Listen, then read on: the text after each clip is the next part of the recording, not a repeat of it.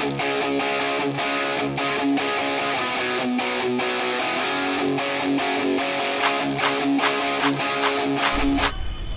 रिद्धि।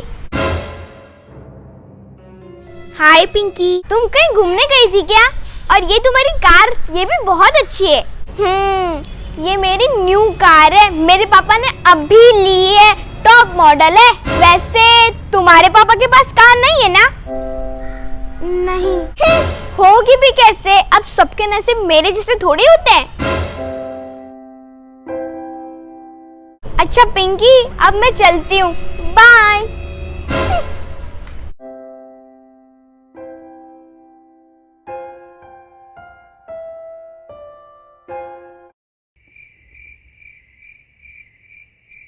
रिद्धि बेटा। हाँ आंटी। बेटा मम्मा कहाँ है? मम्मा तो किट्टी पार्टी में गई है। आपको कुछ काम था क्या? नहीं बेटा, काम नहीं था, वो मैंने आज पाव भाजी बनाई थी ना, तो सोचा कि तुम्हारे लिए भी ले आऊं। आंटी, हमें पाव भाजी नहीं खानी। वो मेरी मम्मा आते वक्त 5 स्टार होटल से खाना लाने वाली है, तो आप अपनी पाव भाजी ले जाओ। Middle class. ठीक है।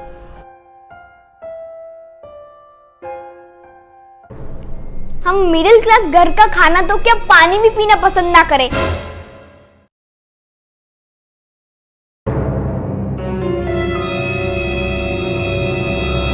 मीनू दीदी। हाँ? आपके कपड़े कितने पुराने हैं और कितने गंदे भी। वैसे आपके पास ज्यादा कपड़े होंगे भी नहीं, गरीब जो हो।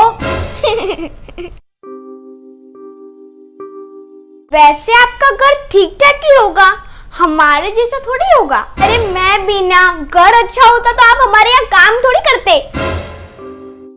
आप अपना काम करो, वरना आपको पैसे नहीं मिलेंगे।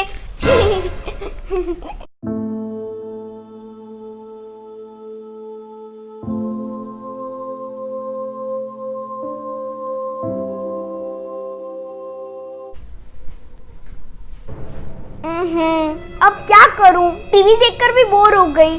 क्या करूं? हाँ, एक काम करती हूँ, ड्राइंग करती हूँ। हाँ। पर बेटा, आप ड्राइंग किससे बनाओगे? ना ही आपके पास ड्राइंग बुक है और ना ही कलर। क्या? तो कहाँ गए मेरे कलर और ड्राइंग बुक? आपको बहुत घमंड था ना अपनी चीजों पर, इसलिए भगवान जी ने सब कुछ छीन लिया है आपसे। अब आपके पास कुछ भी नहीं है, कुछ भी नहीं। क्या? हाँ बेटा, अब हमारे पास कार भी नहीं रही। तुम्हें उसका भी बहुत घमंड था ना। बहुत मिडिल क्लास करती थी ना, अब देखो तुम खुद मिडिल क्लास भी नहीं रही। अब तुम भी इस घर से निकलो, ये घर भी अब तुम्हारा नहीं है। बहुत शौक है ना तुम्हें गरीबों का मजाक उड़ाने का। अब खुद को देखो, क्या बन गई हो तुम। नहीं, ऐसा नहीं हो सकता। ऐसा ही है, अब निकलो मेरे घर से। ऐसा नहीं हो सकता, ऐसा नहीं हो सकता। रिद्धि। भगवान जी, आप? हाँ मैं। और ये सब तुम्हारे किए की ही सज़ा है।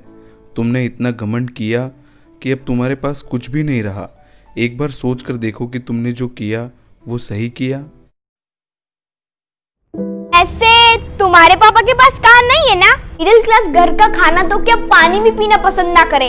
होगी भी कैसे, अब सबके नसीब मेरे जैसे थोड़ी होते हैं। ऐसे आपके पास ज्यादा कपड़े होंगे भी नहीं, गरीब जो हो।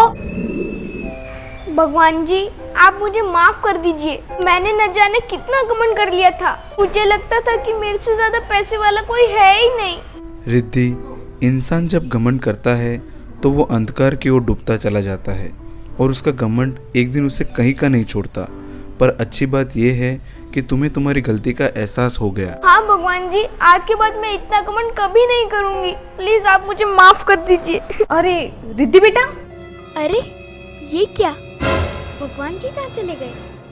आप यहाँ क्या कर रहे हो? मैं आपको कब से आवाज दे रही हूँ, आप सुन ही नहीं रहे। इसका मतलब भगवान जी ने मुझे सबक सिखाने के लिए ये सब किया? कुछ नहीं मम्मा, चलो।